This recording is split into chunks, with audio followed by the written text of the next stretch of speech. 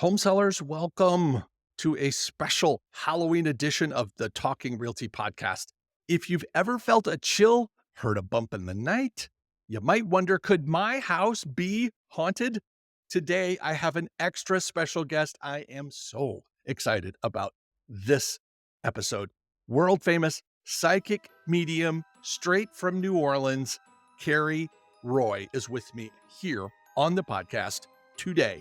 Together, Cari and I are diving into all things supernatural for home sellers. We'll explore how to tell if you have a ghostly guest, what to do about it, and even maybe how to market this unique feature when you decide to sell. Stay tuned as we discover the mysterious side of real estate that's sure to keep you on the edge of your seat. Hi, and welcome to a special, extra special Halloween episode of the Talking Realty Podcast, the go-to podcast for home sellers looking to make more money, save time, maybe get rid of a ghost, and avoid headaches. Whether you're selling a flip, a new build, an income property, or the place you call home, you're in the right place. I'm your host, Glen Whitten, 20-year broker and founder of the Ohio Property Group. Selling a home can be complicated. It can be costly. It often leaves home sellers feeling uncertain and overwhelmed. At the Ohio Property Group, we empower sellers to successfully reach the closing table while keeping more of their hard-earned money in their pocket, right where it belongs. To learn more, head to talkingrealty.com to pick up our free monthly newsletter or any of our home seller tools. And if you haven't already, please subscribe, rate, and review the show. Now, let's get to it. Home sellers, today we have an incredible guest joining us. I can't even sit still. I'm driving myself crazy. We have New Orleans' very own psychic medium, Cari Roy. If you've ever been to New Orleans, you have probably crossed paths with Cari, whether you knew it or not. Featured on the Today Show, A&E, Discovery Plus, The Wall Street Journal, BBC America, and named the #1 psychic medium to see in New Orleans by the Travel Channel. Cari is one of the most accomplished mediums in the entire country. A third-generation psychic medium with over 40 years of experience, Cari has helped countless people using her unique abilities. She's also a published author, animal rights advocate, and a mentor to young spiritual readers. Please, let's give a warm Talking Realty Podcast welcome to our good friend, Cari Roy. Cari, how are you today? I am doing great today. It is the day before Halloween. It is Halloween Eve, All Hallows Eve, and New Orleans is jumping. We just came out of our weekend of everybody getting dressed up and going out. We also had over 150,000 Taylor Swift fans in New Orleans for the weekend. Oh, So yeah. there were probably about 300,000 visitors Oh here my this weekend, gosh. which is pretty crazy. Yeah. So I got to ask this. Okay, so this happens a lot. I have all these prepared questions and stuff, and then stuff just pops into my head. So here we go. Number one, do you dress up for Halloween? I do. I just this weekend dressed up and went. A friend of mine went as the Greek gods Zeus and Hera, and then tomorrow night we're dressing up as a Oh, skeleton couple. that's awesome. Any social media we can check out? I want to see these costumes. Oh, I'll definitely, yeah, I'll definitely post them. They're fun. We had a lot of fun. Just so I know, what's your social media of choice? Where would I follow you? New Orleans psychic medium Cari Roy on Facebook and NOLA psychic medium on Instagram. Good deal. Well, I'm excited. That's outstanding. And I know this is a crazy busy time for you. So I cannot thank you enough for doing this. So just a little bit of quick, why are we doing this? I mean, one, it's Halloween. So, it's always kind of fun to do an episode about haunted houses or something like that. But it was really sparked for me, like a lot of my episodes, is I'm in the course of working and some people know that my wife and I have a house in Puerto Rico, and we were, hanging out in the house, and we both, over the course of a few days, actually a couple of weeks, we both independently noticed a strong cigarette smell in the house. Neither one of us smoke. So it was kind of peculiar. And we've lived here, off and on for years. So it's not like, you know, it's residual or something, but we didn't say anything to each other. And it wasn't until maybe the third or fourth time that it happened that we both were like, do you smell that? Like, and it kept happening. And we were both like, oh my gosh, yes, I did. I smelled it last week and the week before. And we were just kind of like, maybe we had a visitor. And so it sparked me thinking about this whole topic of spiritual activity in homes. And then as a realtor, I'm like, well, man, how does that put the spin on if you're going to sell it? So I thought, well, let's get an expert. That's what I like to do. When I don't know something, I go find somebody who knows a lot more than me. And so 2 seconds on the internet when you're looking for a psychic medium, Cari Roy pops up everywhere. So I knew Oh, you were the one I wanted. I was so happy when you responded that you would do this. So, but that was kind of our lead into this. And so I can't thank you enough for being here. But just so people know, would you mind giving me the background and kind of tell me your story? How did you end up in New Orleans? How did you get into spiritual practicing sort of things? And start wherever you like. well, I am a New Orleanian, so I came to New Orleans by birth, and my mother and my father and my father was an opera singer, and my mother was actually an opera singer, but she was also a psychic medium. And I was raised in this tradition, which is a very New Orleans thing. New Orleans is known for being very mystical and very spiritual and mysterious. And it's not unusual to walk through the French Quarter and see people set up on the square doing tarot card readings and palm readings. And it's just something that is kind of a normal thing. And my grandfather was an astrologer and a numerologist, so that added another layer to my lineage of being a spiritual practitioner. And so it wasn't weird when I was growing up. It was completely normal to help my mother with seances. This was back in the 1960s, and I was, as we would say, knee high to a grasshopper. I was so little, and I used to bring the bowls and bring the tea and bring all of the stuff to all of the ladies conducting the seances. And that's how I really got into it as a kid. And then I started showing my abilities when I was about 7, 8 years old. And my mother recognized that and started to instruct me on how to use those.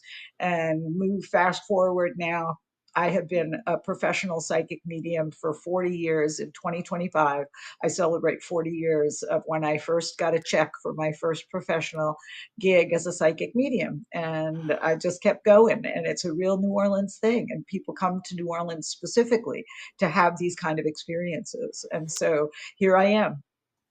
Well, I mentioned it in your bio in the intro before you came on that you were rated as, I think, the number one psychic medium to see by the Travel Channel, and I was like, holy cow! Yes. Maybe Yeah. maybe someday they'll make me as the number one realtor to come and see. I don't know. Yay. I think you are. I think you already are, my friend. Well, thank you for that. I'll take that endorsement. So, what exactly is a psychic medium? Well, a psychic and a medium are actually kind of two different things. A psychic is somebody who takes a look at people's futures. People used to call us fortune tellers. Futurists is another term that a lot of people use nowadays. They call themselves a futurist because we can look into the future and tell you what's going to happen. A medium is somebody who has the ability to connect through the world to the other side and connect people with loved ones who have passed. And if you put those both together, then you get a psychic medium. But not every psychic is a medium, and not every medium is a psychic. I just happen to be lucky to have both of those skills. So I was just going to say this is sounds pretty specialized to me. I mean, Yeah, it is pretty specialized. a Um, fairly small community then of psychic medium in the world. Yeah, psychic mediums. Yes, it is a small community, although it's growing with more popularity through television shows. There are a lot of shows now about mediums. You've got the Hollywood medium, you've got Yeah. the Long Island medium.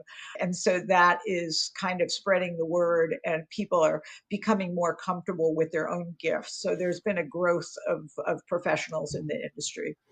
So I like to find parallels with real estate. I don't know. It just, I guess, as Yeah, they, my dad used to say, if you're a hammer, all the world is a nail. So everywhere you look.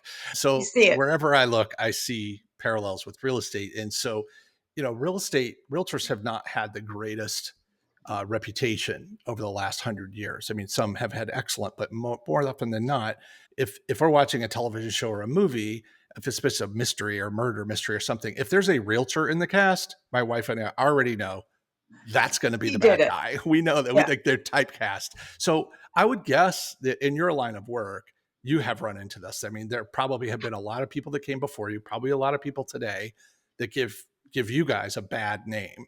How do you deal with that? Well, I kind of take a proactive approach with that, and I share a lot with people. What are the things to look out for when you are going to a psychic medium? What are the warning signs that you're dealing with somebody with less than integrity? And the number one thing is if somebody tells you you have a curse on you. If you go into a psychic medium and, within the first 5 minutes, they say, "Oh, I see a dark cloud has been hanging over you. I see that things have not been going well for you," which is kind of silly because if things were going well, you might not be in a psychic's, Good office to point. start with. And so it is something that is often a setup. If they say you have a curse on you and you get scared by that, then they say, well, for $500, I can take that curse off of you. Right.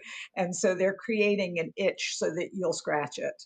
And that's the number one thing. Yeah, that really is very common in the industry with all of the frauds that are out there. And there are a lot of frauds because it's a business that deals with people when they're in vulnerable states. And so as with many things, there are industries that take advantage of that. And I would say that for every good, authentic psychic that's out there, there's at least one inauthentic fraud that's out there.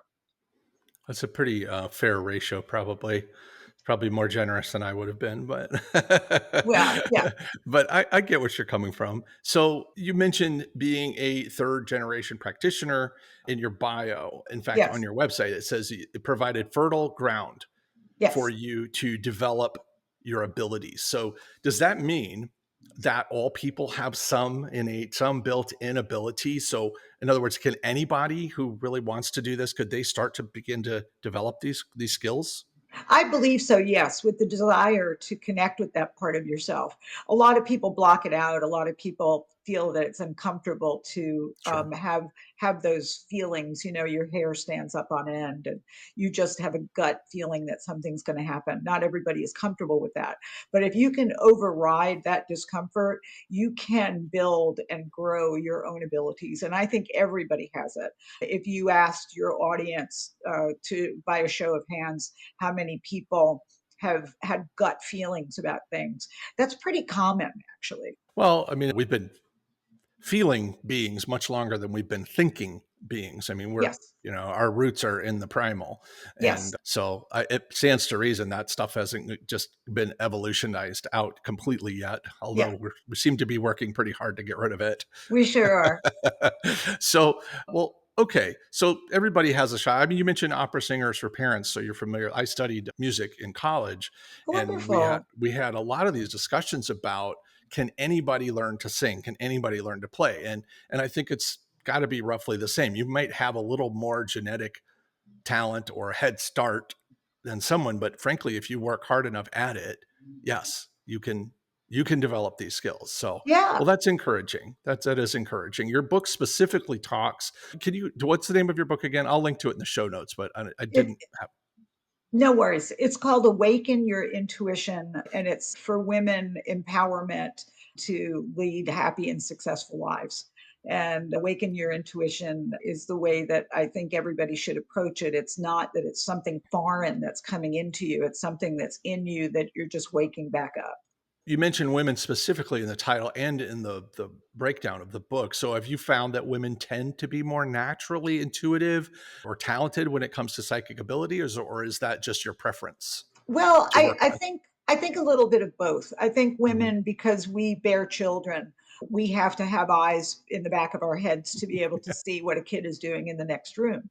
And so I think that that just lends itself to using it a little bit more. And that may be why women have a stronger sense and that it hasn't been kind of exercised out of our systems.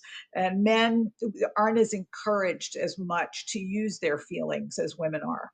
And Right. so I think that it's important now too. I just feel that women strengthen that and encourage that in each other. But men can get just as much out of my book that a woman can. Really, it's predominantly exercises to use to connect with that psychic ability that everybody has. Excellent. Excellent. Well, like I said, I will link to it in the show notes. So anybody that wants to check it out, I know it's available on Amazon. I assume probably your website as well. So Yeah, I'll make sure that people have access to it. So turning to real estate, this is a bit of a clunky turn to real estate, but that's anyway, okay.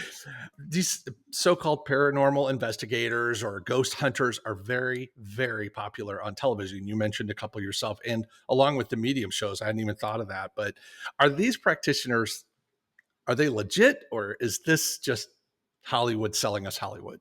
Well, I think again, it's a little bit of both, right? They're certainly very animated, perhaps a bit more animated than one would be on a paranormal investigation. I've done a lot of paranormal investigations that are like a cure for insomnia. They will put you to sleep because they are so uneventful. And when the camera is rolling, it's costing the production company money. And so there has to be activity, there has to be an Mhm. experience. But quite often, what you see in an hour show can take 24 to 48 hours to actually capture on an actual paranormal investigation. And so I think the people are legit, but I think that the production value perhaps has enhanced the experience a little bit. Right. Yeah. Yeah. Sometimes they'll do that slow mo thing with where they spotlight a particular part of the screen, and I have like a 70-inch television, and I'm still staring at it. Like I'm What not are they seeing doing? it. Yeah, I not don't get seeing it. it, Yeah. but it must be there, I guess. I Yeah. don't know. So, uh, these paranormal investigations, this sounds, you've done these, and Oh, do yeah. people call you to, like, hey, can you come Absolutely. and, okay. So what's that like? Do you like doing them? I do. I really do. But back in the 1990s, I was very fortunate to be part of a paranormal investigation team called the ISPR that did a lot of investigations of all of the famous landmarks here in New Orleans. And these are places that I've been going to since I was a kid. And to be able to go in there with a team of actual paranormal investigators. They brought me in as the lead psychic and to be able to determine what was causing the phenomenon that was happening in them. Brennan's restaurant, which everybody knows, breakfast at Brennan's. Brennan's is quite haunted, and there's the ghost of a chef there that makes a lot of noise at night, and is you can hear cursing and rattling around his cutlery, and he was actually buried with his cutlery. That's how much he loved it. And other hotels, the Hotel Monteleone, which is a very, very famous New Orleans landmark, also extremely haunted. All of these places, Lafitte's blacksmith shop, which is the oldest bar in the country, continual use bar in the country, and that place is incredibly haunted as well. So I do enjoy doing them. I really do. I've been just working on one. Speaking of real estate, I've been working on one that is connected to a man named Clay Shaw, who was part of the JFK assassination.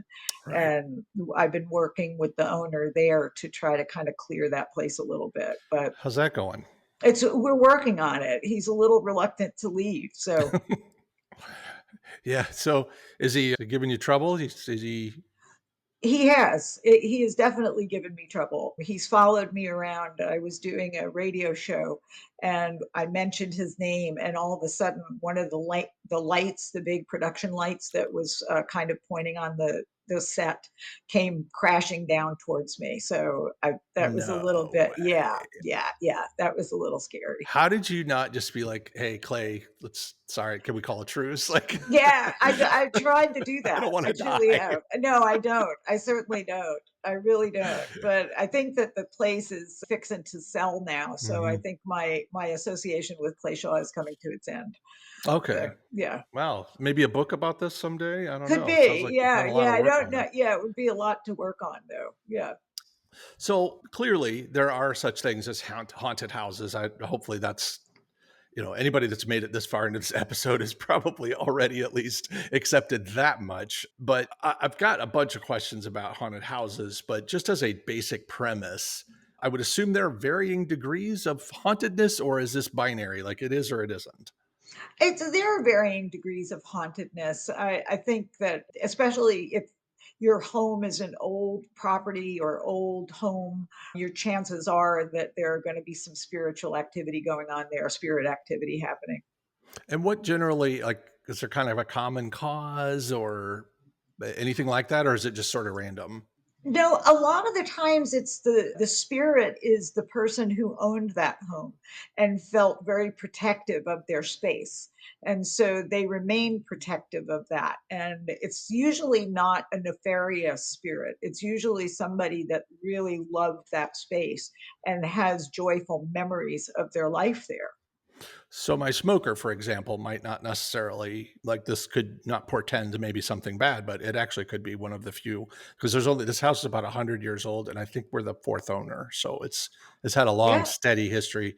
But it could certainly be someone. I mean, I don't know. Absolutely. It could either be somebody associated with the house, or another phenomenon is somebody associated to you personally.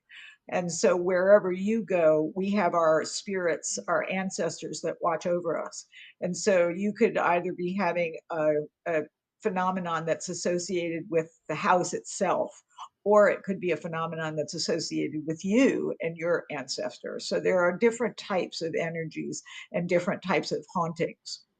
Would you maybe call that a guardian angel, or is that the wrong term to use? No, I think guardian angel is a good term. I like ancestor too. Our Hmm. ancestors are watching over us. We are their legacy, and they like to see what we're doing and make sure that we're okay. Okay. Way back in episode 4, I had Kim Julene. She's from Hawaii. She was on the show to talk about feng shui in the use of real estate, but she also communicates with angels, and this is a part of her practice as well. So I just didn't know if that was kind of the On the same same wavelength. on Yeah. the same wave. Yeah. So okay, haunted houses. We think of cemeteries, murders, stuff like that, generally generating that. So, is a house near a cemetery or a house that has had some sort of violence, horrible violence, is it more likely to have this spiritual activity? And I would assume it's maybe more likely to be negative. Well, it's not necessarily negative. I mean, obviously, if there was a violent act committed in a home, then there will be some negative energy that is associated with that. Being near a cemetery, there's just a lot of dead people there, and so it ups your chances Yeah. of connecting with the spirit because their loved ones are coming and visiting them there, and so there's a lot of energy that connects and they wander around a little bit. So they might come into your space if you're in close proximity to that. But that by itself isn't negative. That's just they're checking you out, you know. Nosy neighbors, as it Nosy were. neighbors. Yes.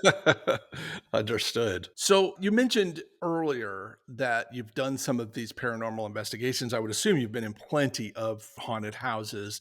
Have you ever been in a house that just scared you, terrified you? Well, yes, I have. There's one instance. There's a hotel here actually that used to be a residence and had many different like apartments in it, and that is where they say the Axe Man, who was a famous New Orleans criminal in the late 1800s, early 1900s, it had committed some violent acts, and that place, the in the way back of that property there is a room that I refuse to go into because when I walked to go into that room, I felt that thing that you saw in the Amityville Horror. I felt something say, "Get out."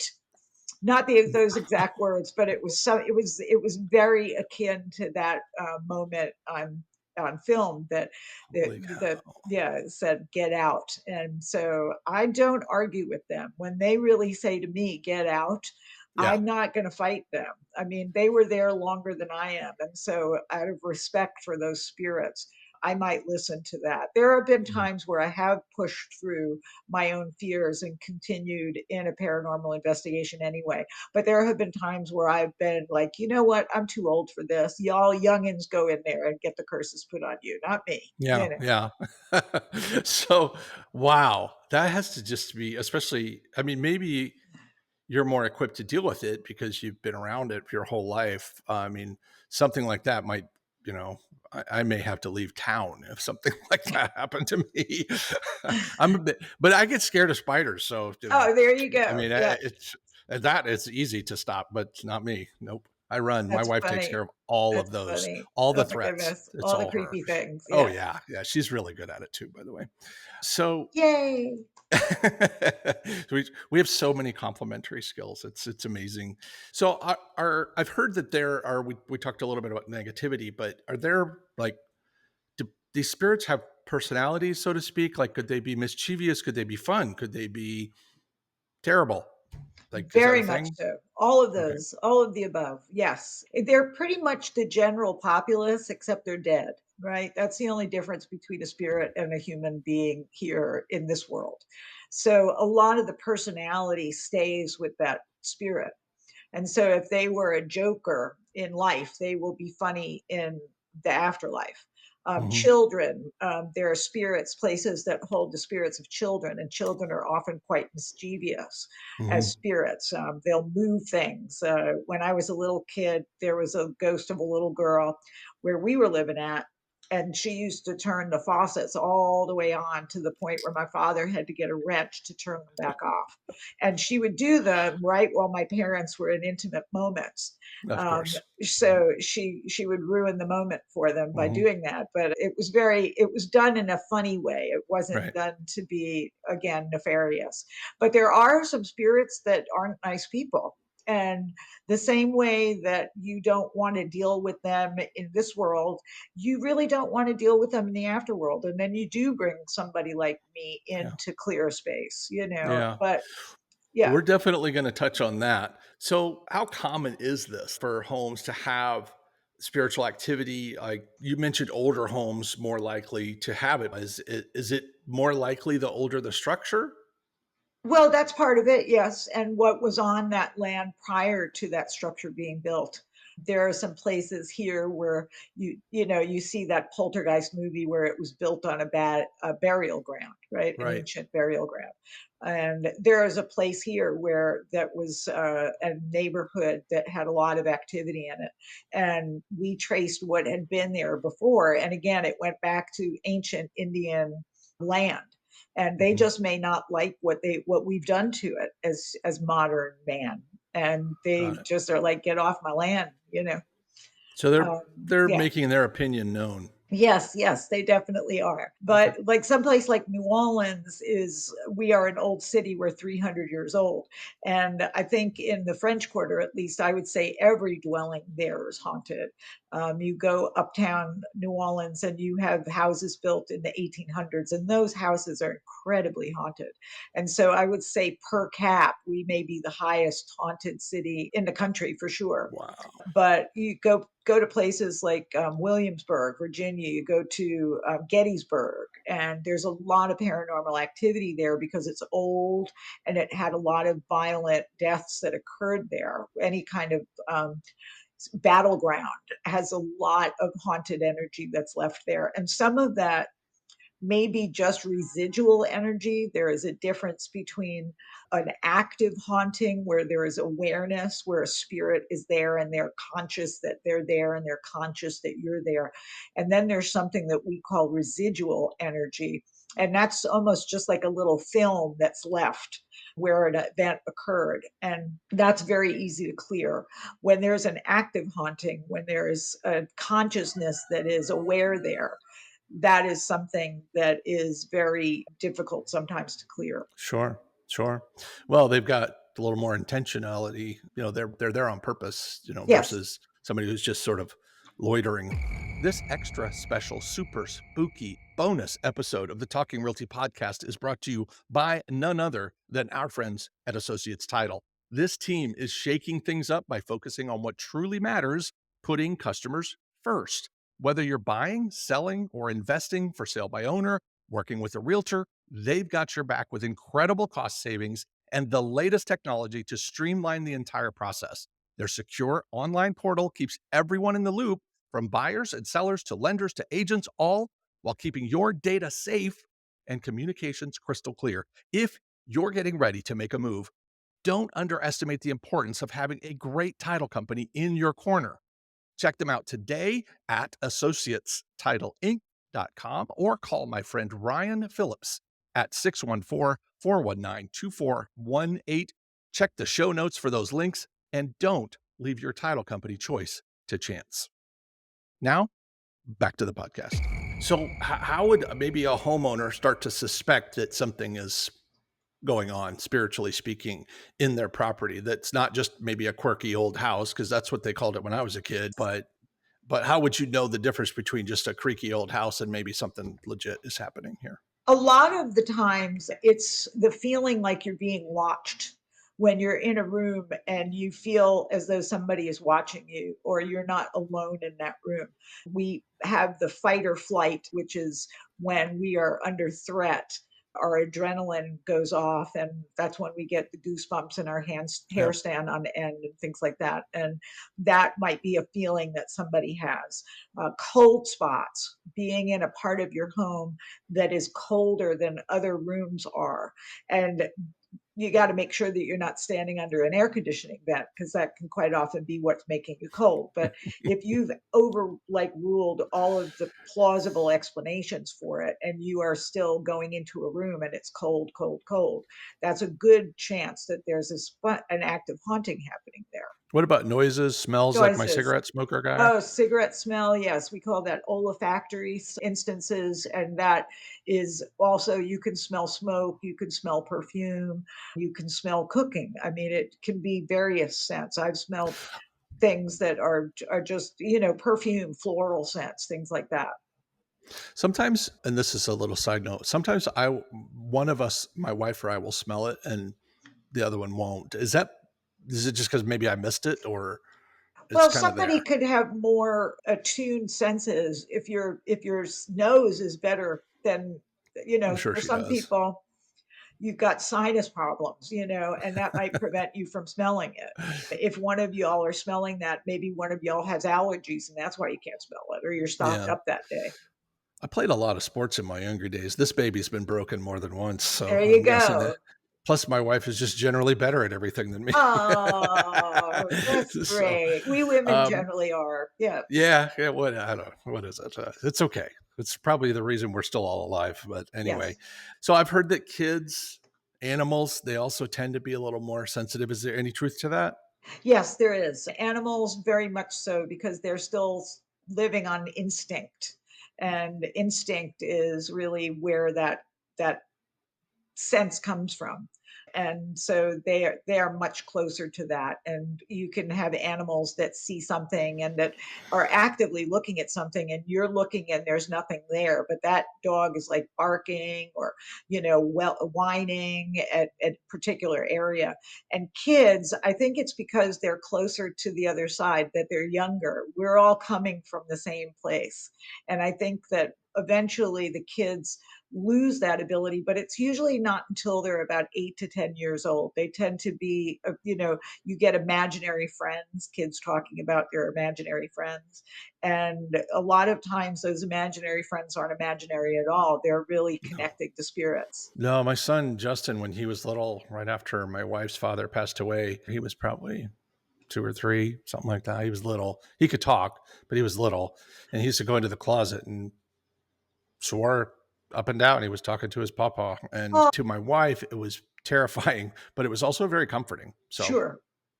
she knew he was around. She knew he was taking an interest in the kids and stuff. So, That's interesting great. stuff. So, what if a homeowner or tenant has like super skeptical or maybe beyond skeptical? They just have flat out refused to believe that any of this is true. So, are they? I would assume they're more likely to miss it if they're not looking for it or if they're actively ignoring it. Well, if they're actively ignoring it, that means that there's something there, because you don't actively ignore something that isn't there. Right. If they're really saying no, no, no, no, no, this can't be, then it's pretty good indication that it might be. Yeah. Yeah. It's like people who do 20-minute rants about someone they quote unquote don't care about. So, Yes, yeah, very much so. understand. Is there a way to, like, see, so you've suspected however you got the signal that something may be going on, spiritually speaking, in this house. Is there a way to confirm that? Well, yes, there are ways to confirm that. And quite often you bring in somebody like me and we do a walkthrough of the space and we pick up what we get if we get like initials in people's names and time frames that things happened. And a lot of cities have public records. In New Orleans, we have a place called the Williams Research Center, and that has a lot of information about the homes that have been here for hundreds of years now. And so you can confirm that with what a psychic picks up to what the experiences have been by the owner, and then by what the records show the owners of the house, what their names were, what time frame they lived there, and if anybody died in that home. So there is then some value to getting to solving the mystery of who it is or who it may be, I think there is, because if you've got a haunting in your house, that means you've got an extra roommate that you really should know about. right? You know, Yeah, at the very least, you want to know if they're friendly. You want to know, do a basic background check through a psychic and right. bring them in and find out what their intention of being there is. They may just be there because they love the home. And in that case, you might not want to get rid of them. You might want to keep them there. So you in that case may decide to work with them, like collaborate. You said that if they love the house, does it stand to reason they may be a little bit protective? They would be, absolutely. I often think that having a ghost in your house is like a built in security system. Better than a ring camera. Yes. That is fascinating. So I want to talk about clearing, but before we do that, you're saying maybe doing a little research ahead of time to figure out maybe who it is and maybe why they're there or Yeah. what their intention is could cause you to stop and just say, you know what, let's just figure out how to coexist Yeah. instead. So how would you go about that? I mean, that's not a DIY project, I would assume. Well, you can communicate with a spirit on your own and just say, "Hey, I live here. Stop scaring me. I like it here too. I'm not here to do any harm." Mhm. And I know it sounds funny to just be talking out loud in a room where nobody's there, but that's I do it all often the what you time. have to do. Yeah, there you go. And it works, doesn't it? So I think that one can do DIY some of that. If it gets really intense, then you would want to bring in a professional. The same way you might be able to fix a leak in your faucet, but if there's a big thing going on, say that it's the system itself, you're going to bring in a Right. professional plumber for that. Right. So that makes sense that some of it I could do and some of it may be beyond my skills. Yeah. So that especially if that I would think if that spirit was obstinate or, we talked about the murder, or I would assume it's the same with the suicide where there's just Yes. peaks of huge, deep emotion. Yes. Would that resonate heavier, maybe make it a little tougher job? Well, it actually, it's not necessarily a tougher job. It definitely makes the experience heavier because there's a lot of grief and depression and all of this stuff that is associated with somebody taking their own life. And there's a lot of anger and rage when that's associated with somebody committing a violent act. And so that is a little bit heavier energy that somebody would be experiencing in that home. And Understood. you may have to, bring out the big guns to clear it, but I think that most places are really not uncomfortable. That, in every media, in the movies, in the TV shows, it's that fear sells, right? So they're always looking for something to make other people frightened.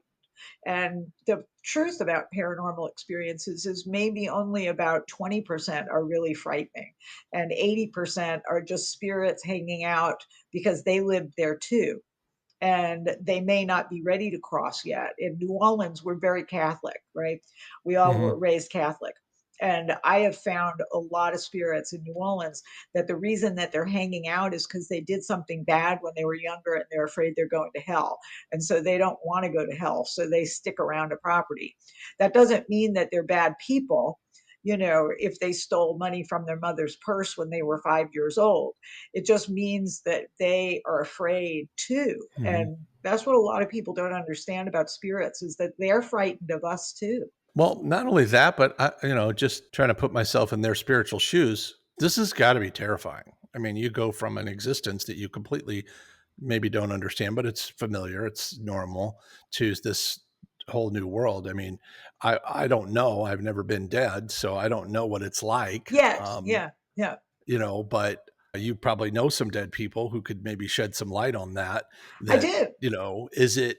I remember that show Medium with the Arquette, one of the Arquette Yes. sisters. Yeah. So she was for it was like 4 or 5 seasons, but I remember one of the main characters died for a period and came back. It was like minutes. He had a heart attack or something. And I remember him jumping up and saying, "The first thing you see is everything you know, and the next thing you see is everything you don't know." You don't know. And Yeah. and I wonder, like, he's just like so excited because now like all the mysteries of life have been instantly solved. Yes. Is it really like, could it be that good? It is that good. It truly is that good. I Man, connect to the other side quite a lot, and yeah. it's I always call it the happy place, and Hmm. I've had my own near-death experience right after Katrina, and it was the most profound thing that ever happened to me, and it really changed me, and I really don't I have no fear of it. I guess that's probably for me why I take such an interest in it is anytime I have a fear of anything except for spiders, I tend to go head on toward Yeah. it. And I research, I try to experience as much as I can. And because I don't want to live like that. Yeah. Now, that said, I have not attempted to pull my own plug. So, Yeah, but I like it here too. Yeah. yeah, I got things I want to do Yeah. before, but maybe anyway. So it's possible you may, just to get me back on track here, you may not want to clear it, but let's just say well, before we move on, you mentioned the Williams Research Center in New Orleans, but Yes. if I'm in a farmhouse in Ohio, obviously that's not going to help me. Is the internet, the library, or there The maybe internet, the local places? library, yeah, the internet and the library, your city hall, wherever there are public records, that's where you Okay. start. And then the goal there, see if we can figure out who it is, Yeah. and then maybe try to attempt to negotiate whether or not this is going to work out for us Yeah, as roommates. Okay, very good. Well, absolutely. let's say we've determined that for whatever reasons it's not going to work. What's the process? Like, you get a call and you come out and you agree. Let's just skip ahead. Yes. You agree. Okay, this is probably not a good scene. What's the process look like? Well, you go in, and I personally use incenses that are purifying incenses, and these work on the premise that the spirits don't like it, and it repels them. And there are different types. You hear a lot of people use sage. There's something that I prefer to sage, and that's called rose geranium, which is also quite good. And you would sense the house. That's the first step. You sense the house. And I do that in a counterclockwise fashion to get rid of the energy that's in there. And then you might seal the house after that so that once you've cleared it. Another thing is I use prayers. The 23rd Psalm is wonderful. Yea, though I walk through the valley of the shadow of death, I shall fear no evil, for thou art with me. That you use some Psalms are really powerful, no matter what your belief system is. Another thing that I like are Tibetan chants. Tibetan chants can clear a place pretty quickly too. And so I might have some of that going on in the background while I'm sensing the place in a counterclockwise fashion. There are other things you could do. You can use black salt to seal off the entryway and the windowsills. And there's a bunch of different ways you can go about cleaning a house. And there are many ways you can literally clean a house from, bring in somebody to do a spring cleaning. You bring somebody like me to do a clearing, and we can get the energy cleared in a day. It doesn't take that long to do it. It really isn't that. The person, however, who owns that home really needs to want to have that energy stop. Some people enjoy it, some people get something out of it. And somebody like me is like, you've got to make up your mind if you want them to stay or if you want them to go, because you don't evict somebody and then ask them to come back in. And you don't do Right. that with spirits either. Well, it's not fair either No, when you look at it like that. So, can you do this? Like you said, it doesn't take very long. Are we talking like hours couple or hours. Yeah, just a a couple couple hours? hours. Yeah. Okay. Just my own curiosity. Can you do this virtually or do you have to be there? I can do it virtually, and I would recommend things for people to do while they're in their space too. So it's a little bit of both. I can do things remotely. I can find out what spirit is there without having to physically be there through something that we call remote viewing. And that Mhm. is that I can see a space without having to physically be there. And so I can, by that same premise, I can find out who the spirits are there. I had a gentleman that contacted me and he was really afraid. And he was having all of these visions and all of these dreams and all of this stuff. And I come to find out that the gentleman has worked in the ER for most of his life. And what it was is it was spirits that were there saying thank you to him for things that he had done to save their life. And then when they finally crossed, they just wanted to come and say, "Hey, thanks a lot, buddy. You were good to me back then." Wow. And so there was nothing to fear. There really was nothing to fear.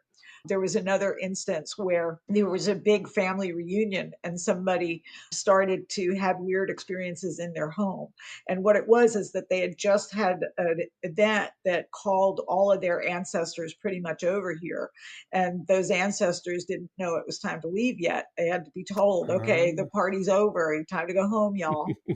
But that by itself is There's not a always one. There's always always one one, who doesn't right? can't take a hint. Yeah, yeah, same thing with the dead people. Yeah, it's Okay. true. It really is. Man, I guess it's I don't know, as I sit here processing all this stuff, I think, it's for me, at least personally, it's a little bit kind of calming, kind of soothing to know that these people are behaving very much the way they did in life, and that you're going to run the gamut of personalities, and they're not all terrible people. Yeah, they're really So not, and a lot of them are that's scared. yeah, They yeah, don't and know what your intention is. Yeah. scared people, probably dead or alive, probably do some pretty bizarre things. Yep. So interesting. So you can so in other words, with the virtual, you can do certain things, but somebody does in some cases need to be there to do other things. So, but Yeah. you could guide them through it. Okay, Yes, absolutely. okay. And do you do this? Like, do you do this for like if I've someone done this virtually. Yeah. listening was like, "Hey, look, Yes, I I got to sure get a hold of do. Carrie." Yeah, Oh, I okay, sure great, do. awesome. Yeah, I Oh, sure do. call Carrie. Call Carrie. Thanks. Thanks. Everybody call Carrie. Okay. Oh, thank you. Yeah. I call you So too, Glenn. it, Gotta yeah, they call should you to call get the me. house that's haunted. If they're You trying to know? sell that baby, they should Yeah, call I me. just call you. Um, Yeah. So, in your experience, once you've cleared a home, does it stay cleared? Is there residue? Is there like, how does that work? It usually stays cleared. It really does. Again, if you're really communicating with that spirit and you understand why they're there, you understand all of those reasons, it's easy then to negotiate with them to leave. The same way, if you understand why somebody is doing a terrible job, it's easier to fire them if you understand what's going on. You Sure, know, and so there are kind ways to do that. It of doesn't have course. to be "Roar, get out, get out." You can just Yeah. gently cross somebody over too. It's funny you bring that up. Over the years, I have had the experience of having to let a number of people go, professionally speaking. But you're right, there is a human way to do it. There's a way to lead up to it, and there's a way to process it, and there's a way to end it in a way that's not horrible. And I think a lot of people may have this mindset that it's got to be this awful thing that you're going to walk in and you're just going to demand. You talked about in one of our prior conversations about it being a negotiation. Yes. Is that the way to describe it? You're negotiating with the spirit, the Yes, spirit? yes, absolutely it is. You've got to find out why they're there. What is the point of sticking around here when there are other realms that they could go to? Sometimes they don't know that there's another realm that they could go to, depending on how they left. If they left in a shocking, very sudden manner, sometimes there can be a period of confusion. I also think that the other side doesn't process time in the same way that we do. And Sure. so they could be like, in our world, they could be dead 100 years and it could feel like they've only been gone for 10 minutes in that experience. Time, Understandable. the laws of time and space, all of that stuff are different. And so you find out why they're there. And then once you find out why they're there, then you can actually negotiate with them and say, look, there's a family here now, and they're going to cherish this home and they're going to love this home, but you can't scare them. So you've either got to stay and play by the rules and live by my house, my rules, or you've got to go to the next level for where your soul needs to be. And that's what you determine then what the next step is after that. So how's the reaction? I mean, I'm assuming it varies, but are they generally receptive to this type of arrangement? Well, they are. Yeah. Again, it's all in the delivery, right? So much of Right. it is if I'm threatening and I'm like, you got to leave here, buddy, then they're apt to put up a fight. I know I would. And so I assume it's going to be the same way with the spirits. And it has been in my experience. And so the more gentle I can be about it, the more that I can reason with them, the easier it is for everybody involved. And the final outcome may not be asking the spirit to leave. The final outcome really may be in that negotiation, they do agree to come up to some kind of an agreement of how they're going to live together. Okay. Well, one of my favorite movies is Poltergeist, and you mentioned it a little bit earlier, so I made a note to ask you about this. That scene, you know the one I'm talking about. Yes, yes. The tiny lady comes in. I'm assuming, Children, come to the yeah, light. that Yeah, one. Run to yeah, the light or come to yeah, the light. yeah, yeah. How Hollywood is that, or how rooted in reality is that? That was really well done, I must say. I think that that was extremely well done, and she played the hell out of a psychic medium. She Yes, she really did. did. She was phenomenal, that actress, I and heard she had some experience. Yeah. yes, yeah, I think a lot of the people that were actors in that film did end up having experiences, which is really Yeah. interesting. But I think that they did a wonderful job with her. They really did. And I think whoever wrote the scripts were very respectful of people in Yeah. my profession. So when she's talking about the children and the light and all this stuff, that's legit. That's legit. Yes, there is a light. That's something that a lot of people who have near death experiences and come back talk about the tunnel and the light. Mhm. So, yeah. Interesting. Well, I'm very happy to know that. It's probably gonna scare me even more. No, no. I love that movie, though. I really do. So, when you clear a home and the spirit, goes along with your plan, what happens to them? Where do they go? They go to the great beyond, to the happy place that I call it. They go to meet their loved ones who are their emissaries, getting ready to take them to whatever their next dimension is. And some people call that heaven. I call it the happy place. Some people call it the bardo. There's a lot of different names for the afterworld, but Okay. that's where they go, and that's where we all end up going. And in your experience and your research, your opinion, when they go there, what are the odds that they're gonna come back? I mean, is this a thing? Well, I think we come back. Eventually, I think we come back. I think that we Yeah, like it and I here. meant in Oh, I'm sorry, let me clarify. I meant in okay. human form, In in human human form. form. Yeah, yeah, Yeah. yeah. We tend to like it here too, so we do come back, and I've got my theories about why that is. One of them is that I don't think we're ever really alone on the other side. I think that the people that are kind of in this in between world that haven't quite Mhm. crossed over, they might feel that they're by themselves, but really their family or their loved ones are pretty close by. And so I don't think we're ever alone when we're over there. And I think that we can jump back in the body here and we can at least pretend that we're alone. I don't think we're ever alone either, because I think we have our angels and our guides and stuff like that. I also think that the other side is very zen. I think it's a very blissful place.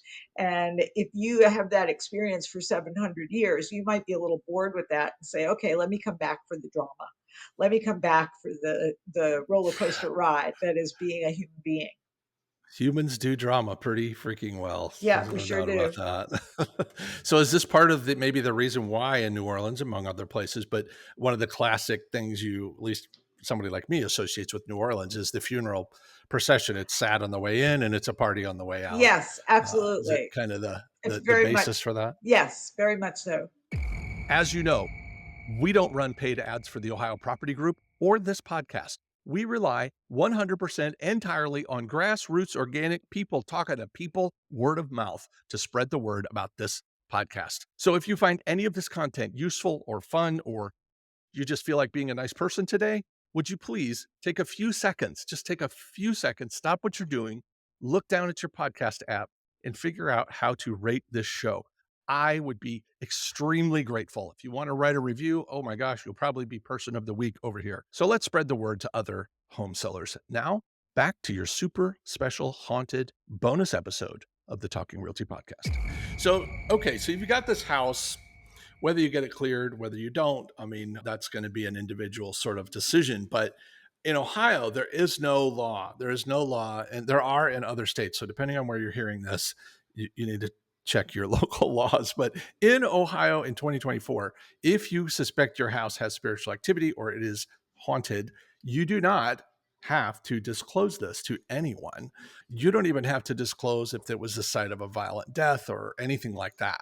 There's just no stigmatized property laws that I could find. And so you're legally under no obligation.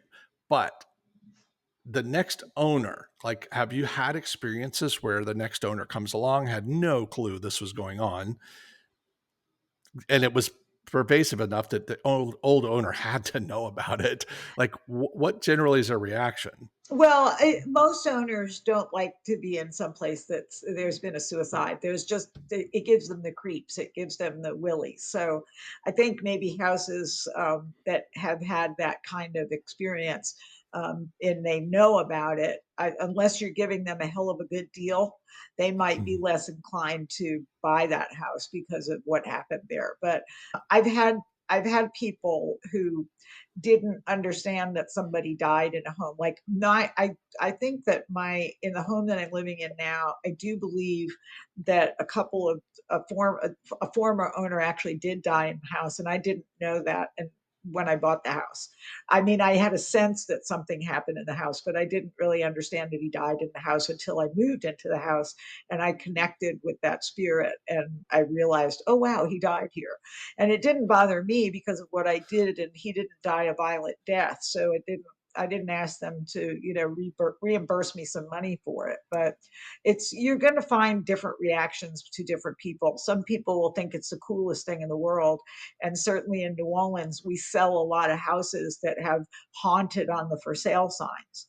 So Mm. it must be something that is of value to some people, but to other people not so much. So I did a little research before this episode. I looked to see if anybody that I could find, and I belong to basically every realtor database in the whole state because we cover the whole state of Ohio. I searched for hours looking for the word haunted, spirit, stuff like that. And I could not find anybody who was actively marketing, but we're going to talk about that in a minute. I don't want to get ahead of Sure, myself. We'll talk about sure. marketing a haunted house. But so from a karmic perspective though, do you think it's the right thing to do to tell the next owner, hey, believe it or not, like, I don't, wherever you are, I because do. there are a lot of skeptics in the world and somebody may hear it and go, yeah, whatever. Yeah, yeah. Do I you think do it's the think right it's the thing to right do thing. to tell them? Yes, How do you, absolutely. Yeah. how do you bring that up? Like, how do you, I would say, the same way you would bring up that there's something with the foundation or there's something with the plumbing or there's something with the electric.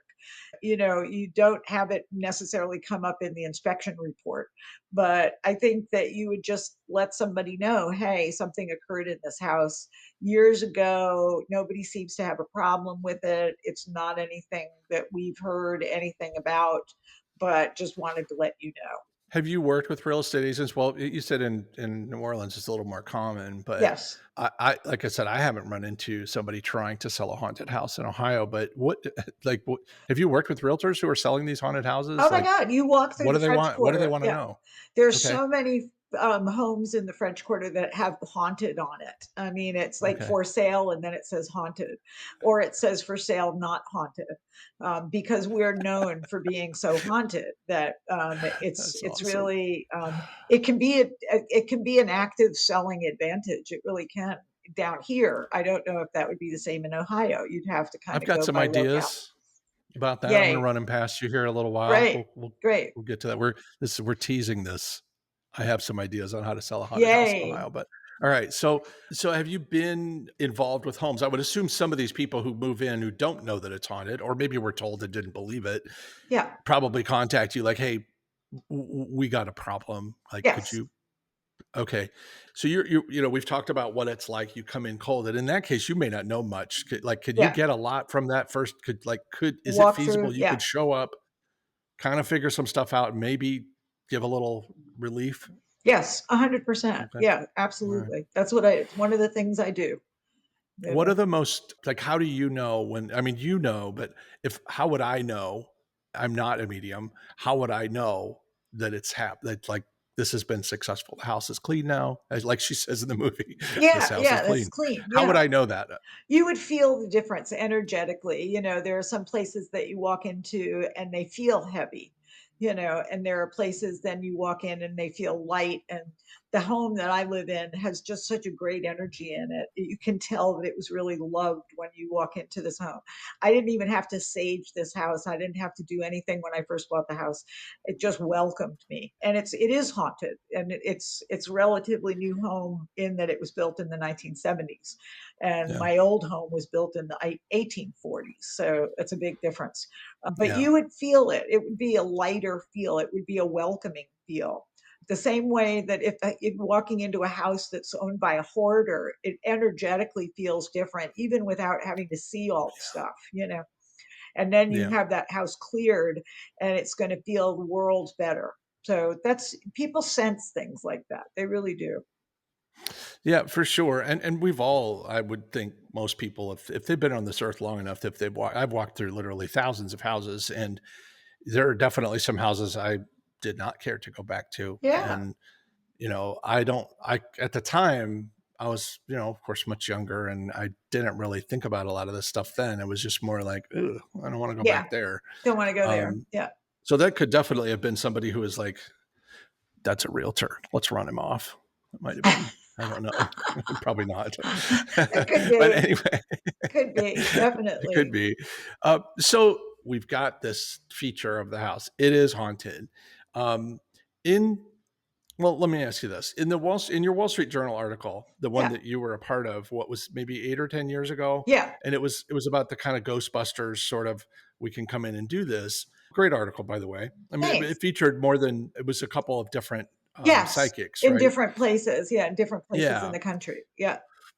Well, they cite a survey, and I went and I checked out this survey. This is an old survey, but anyway, it says most people claim they don't believe in ghosts, but a majority of the non-believers said they would be hesitant to buy a haunted house. That's right. So, Yeah. is Yeah. that hedging your bets there? What is Yeah. that? It is hedging your bets. Yes, it is. Yeah. It's the thing. I don't know what I don't know. Right. Yeah. Yeah. So, have you done like pre-sale home clearings Yes. Oh, before? And absolutely. like, Yeah. okay, and this And is I've had, done I'm clearings assuming, when somebody bought the house, they want a house blessing. I've done it in businesses that were having a little slump, and they want somebody like me to come in and bless the place. Another thing that you can do if you feel like you have a house that has bad energy is call your local priest. The priests can come in and bless a home and shift the energy too. It doesn't need to be a psychic. We're all doing the same thing, trying to make that space happy. but and I would assume it's the same for a home. So if I'm getting ready Yes. to sell my home, and hey, I'm a stickler for prep.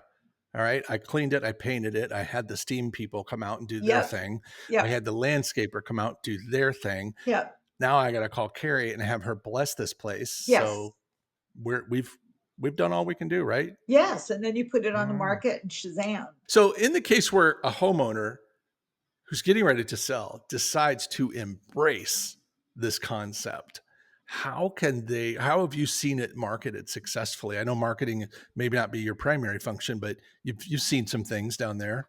Yeah, Other than the haunted sign, is there other stuff they do? well, you've got there right now. There's a home for sale here that is very known to be haunted. It's called the Lalaurie Mansion. A lot of people know this home. It's in the French Quarter, and I want to say it's for sale for like $10.3 million. And Nicolas Cage bought that house knowing that it was haunted a few owners ago. It was Of course they Nicolas did. Cage. Yeah. So it kind He of is loved a it. personal taste, right? It depends on what the owner is. If the owner believes in paranormal stuff, it might be something that they really value. It gives them bragging rights to say, "Oh, I live in the Laurie Mansion," and so Okay. it's it. Yeah, Well, I wrote 8 headlines. Would you like to hear them? yay! I'd love to. Okay. This is if you have a haunted house and you don't want to clear it, you want to sell it, and you want to embrace the fact everybody's looking to stand out. Why wouldn't you want to embrace this? Okay. Absolutely. Here we go. This is like the Letterman top 10 list here, except there's only 8. Number 1, are you intrigued by the afterlife? That's my headline. What do you think? Yay! I like that one. All right.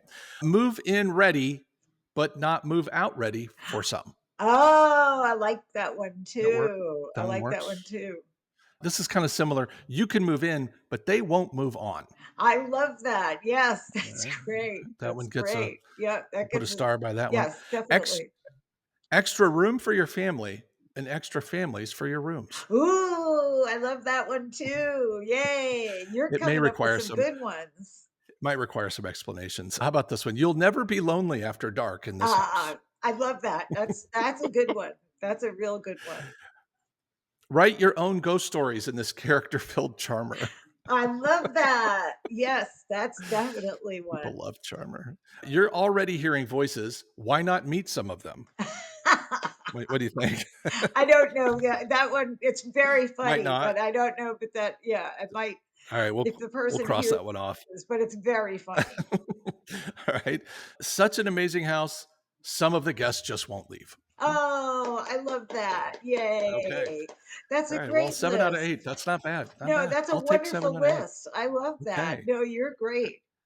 You write great So copy. if you've got a haunted house in Ohio and you're okay with it, give me a call. All right. So I had an appraiser. That episode's not out yet, but one of the quotes I wrote down from Jamie Owen, the appraiser, was if there's no demand, there's no value. I would assume the reverse is true. If there's demand for haunted houses, Yeah. it becomes valuable. Yes. And in a place like New Orleans, I would imagine that is very much the case. Yes. So this is a thing. Like, do they have to prove that it's haunted?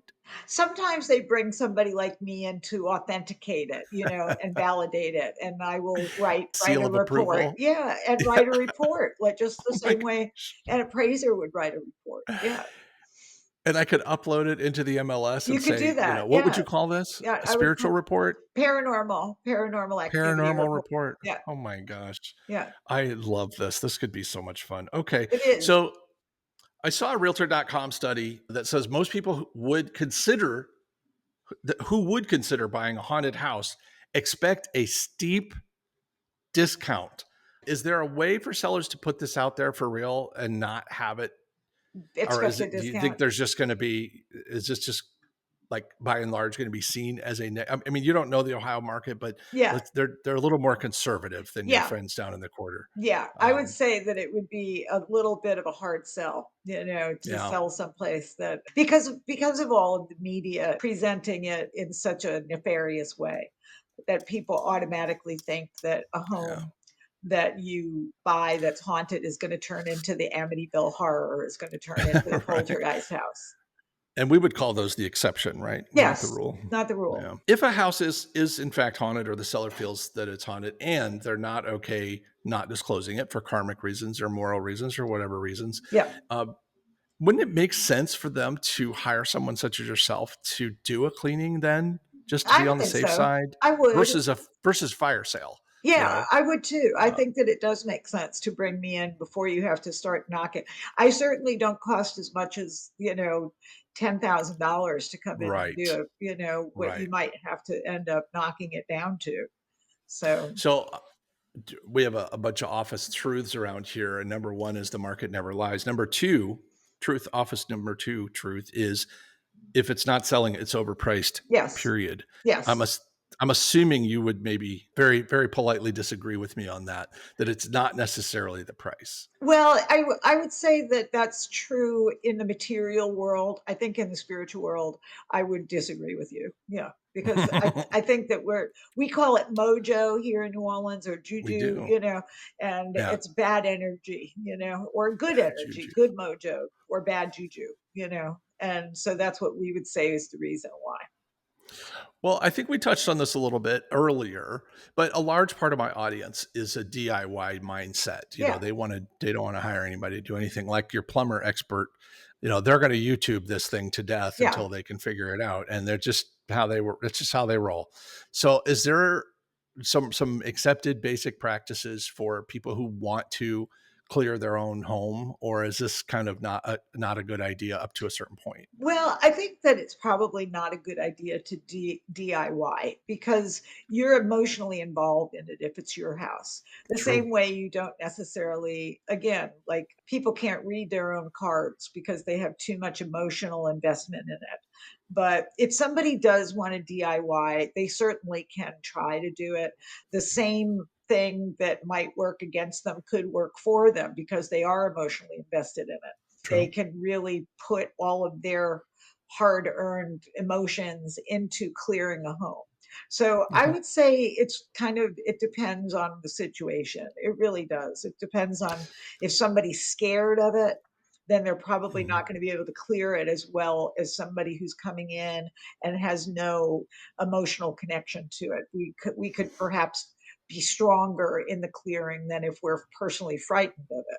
The same way you sometimes bring in an estate salesperson to do something because you are not going to value the stuff that you're selling the same way that a professional would. I don't know if that's Right. a good analogy, but Well, no, truth number 3, there are about 20 truths, by the way. Truth number yeah, 3, you just stepped right on it. Emotions are expensive, yeah, both good and bad. It's expensive.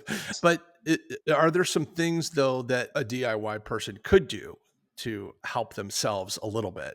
Like you mentioned, the incense or things like that. Are these things that yes, are that maybe don't require a ton of training that they could do at least to kind of yes, start the ball rolling and see if yes. they get some? Okay. Well, good Yeah, news. go on YouTube and look up Tibetan exorcism chants. Play those loud for a couple days. That's a good one right there. That'll drive anything out of there. Exorcism Yeah, Tibetan chant. exorcism chants. You know what else would scare them? I went to Costa Rica a few years ago and Yeah. ran into these howler monkeys. Have you seen these things? Ooh, those are scary too. Oh, Yeah, yeah. especially when they're right outside your bathroom window. I'm Ooh, just that would telling be you, scary. that Yes. would make me leave. So Yeah. if my kids are listening, if I come back and haunt you and you want me to leave, play the howler monkey How video. monkeys. Yeah. That will be gone. So, any final advice for a home seller that's looking to sell a house? Maybe it's haunted, maybe it isn't, that they should kind of keep in mind as they head off and plant that for sale sign? Well, I think that it's something that I bring in some gratitude here because I think gratitude is wonderful It energy is. to infuse into anything. Thank your home for giving you the joy that it did. Thank you for giving you the shelter that it did. Thank your home for giving you all of the beautiful times that you shared there. And infuse that home with gratitude. Say thank you to the home. And let the home know that you're selling it. Let the home know that you're going to make sure that it gets another loving person to come in and take care of it. And that works well with just the inanimate object of the home itself, the structure, and the energy that is within that home. Well, in feng shui, they say that 50% of feng shui success is intention. Yes. It's it's you, the user, the person enacting this. Well, look, Carrie, this has been everything I hoped it would be, Oh, and I would love to. I don't know when or how, but if we cross paths again, I would love to do this again sometime. oh, my If joy. if you're if you're okay, sounds like you're That up would be for it. my joy.